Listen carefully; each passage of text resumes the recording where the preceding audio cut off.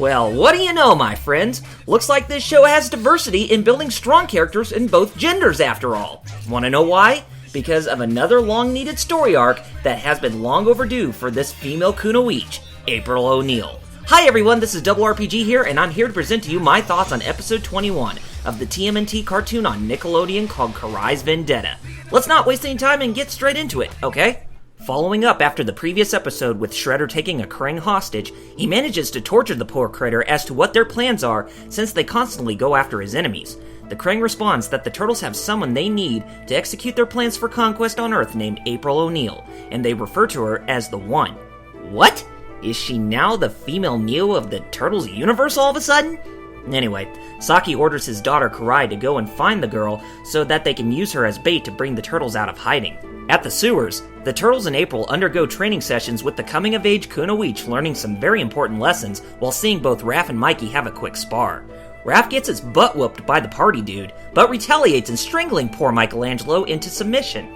Splinter asks why he submitted to Raph's ruthlessness, and he demonstrates that there is always an advantage to get the upper hand by having Raph strangle Splinter all of a sudden. Although he gets a good coppa feel from Splinter's tongue and is easily brushed aside. Damn, I bet he really needs a bath. Oh wait! Splinter even says that! Anyway, sometime later, with Leo watching Space Heroes to learn more about being a leader, Donnie informs his brothers that he and April were doing some investigation on the water supply because of chemicals unleashed by the Krang that will hurt anyone coming into contact with it. They demonstrate by showing a slice of Mikey's pizza disintegrating into the substance, with the party guru swiping away a pizza box with the Krang water hitting April's arm. They all panic, but realize that she isn't affected by the hazardous effects of the Krang water. They soon discover that the source of the problem lies on the east side of Manhattan, but April declines going as she needs to go up to the surface to get some real food and finish up on an essay for her school. As they prepare to go to the sea to search for the base, Donnie introduces his brothers to a new submarine invention that he created. The only catch is that it runs on kinetic energy to be fully powered up, which the Turtles show by pedaling the device. Shortly, they arrive at the underwater base after fooling a sea creature from Dimension X who is guarding the palace, or place, or whatever. Back on the surface, April ends up meeting a stranger who invites her to have food with her at Murakami's noodle shop. That stranger ends up being Karai, who goes under the alias Harmony.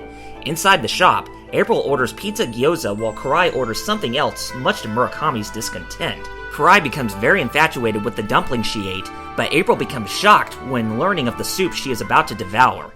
Turtle soup! Shocked and surprised, April learns of Karai's true identity while trying to get away. Karai tries to stop her, but Murakami helps April to escape.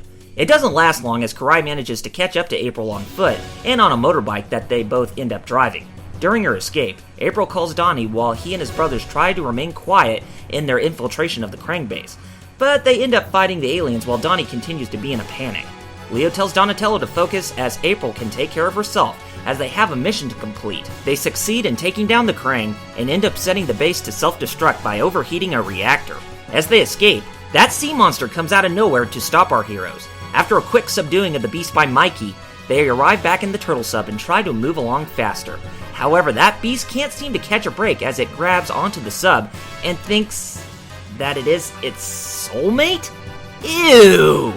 Luckily, Leo unleashes smoke grenades to confuse it, and the poor critter is left by itself with no one to be around. Back at the surface, April is cornered by Karai after chasing her down an alleyway, and she ends up getting beaten up by the more experienced kunoichi, even when trying to use her Tessin. Karai begins questioning why she is so special to both the Turtles and to the aliens that seek her, and April explains that they have her father hostage and that she lost her mother a long time ago. The notion of her losing her mother shocks Karai as her humanity takes a hold of her, but April uses this advantage to throw her into the subway stairs and escape for good, thanks to the advice that Splinter gave her and his sons. As the Turtles arrive back, Donnie calls April to learn that she is fine. April returns to the sewers to explain her encounter with Karai and how she managed to defeat her. Everyone but Leo is very impressed with April's win, but Splinter also warns her that she is and is not ready to fend for herself, as she is a prime target for both the Shredder and the Krang, and that they will not stop in their mission to try to take her away. Thus, he suggests that her only option is to remain in the sewer lair until the whole fight against the two enemy factions are put to a complete end. After being discontent by Splinter's suggestion and Leo's reassurance of the situation, April concedes to their request and demands that they get started in preparing her to help Hamato Yoshi and his sons in their ongoing battle. Looks like she is destined to play a bigger and important role to the Turtles and Splinter from now on, but we'll have to see. On that note, episode 21 comes to a close. All I can say on April's part is girl power! In all seriousness though, let us get on with the good and the bad. First of all, the plot about the Krang's true mission being expanded on what they want with April O'Neil only has me more pumped and excited to know what her true purpose is to them. I find it sort of uninspiring that they refer to her as the One, because people will start referencing her to Neo from The Matrix. However, this new detail is enough for people to grasp into more of the story. Next up, the whole bit about April not getting killed by the Krang water had to be a huge twist. This could be the first indication that she isn't a real human being, as her true identity remains unknown. This is very similar in the original comics, where the original incarnation of April O'Neil turned out to be a living drawing that was created by her father, Kirby O'Neil. This was before his biological daughter was born, but the show's incarnation might be hinting at something similar or something that is in relation to the Krang. It would have to be something that her father had to do with her presence, as it would make more sense, but we'll have to see. Finally, the whole scuffle with Karai turned out to be bodacious to no end. This episode is the first time where we see April managing to defend herself thanks to the help of Splinter's training, albeit that she still remains inexperienced when going up against a deadly femme fatale like Karai. Just the whole dynamic between them throughout the episode's plot went into full circle, as Karai went in thinking that this was an easy task, but ended up being defeated because her humanity remained intact when April mentions that she lost her mother. I get the feeling that Karai is going to question the Shredder about what happened to her own mother, but I bet that we all know where Nickelodeon is setting up her origins that is different from the other forms of her character. Just the fact that this show can deliver a diversified presentation where even the females can be strong only leaves a smile on my face. I mean, sure, she would be a helping hand to the Turtles in the original comics and the 2003 animated series, but we end up seeing strength in her personality this early. The more I see April develop as a strong character, the more I end up liking her in the end.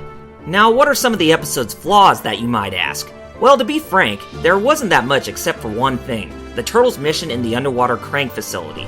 There didn't seem to be that much substance to unleash a full bed of roses to the experience, as the focal point was mostly toward April and Karai's conflict. Granted, there was funny instances within the arc of the episode's plot, but nothing that was extremely important to show what extreme force the Krang are planning to unleash. I guess trying to contaminate the city's water supply might be dark for a villain's standards, but how much have we seen that trope be commonplace for a villain's objective? That is basically where I'm coming from. Granted, it wasn't all that bad, but something could have made the event more riveting, even if it was meant to be short. Other than that, Karai's Vendetta is truly a blast of turtle power. Without even hesitating, I can honestly deliver this episode a 10 out of 10. I am very surprised and satisfied with what April went through and what she learned from Splinter to help her win against Karai, and I am very interested to see how Nickelodeon portrays her down the road. Be sure you guys give it a watch, as it truly does deserve my seal of approval. Alrighty folks, that's a wrap on episode 21 of the Ninja Turtles cartoon on Nick. Join me for the next episode as we take a look at the episode that is called, and I do quote, "The Pulverizer Returns." Oh boy, looks like that heroic wannabe is at it again to cause more trouble for our heroes. But does this episode turn out to be more redeeming based on what happens in the long run? Yes, it does. But you'll have to wait and see what all I have to say on that. Anyway guys, be sure to give this video a thumbs up, favorite it to your heart's content, and be sure to leave your positive and negative feedback down in the comments. Also be sure you hit that subscribe button up there, as more support from you guys means more content coming from me in the future. This is Double RPG signing off, and here is a subliminal image of what the Pulverizer becomes in the next episode. See you later guys!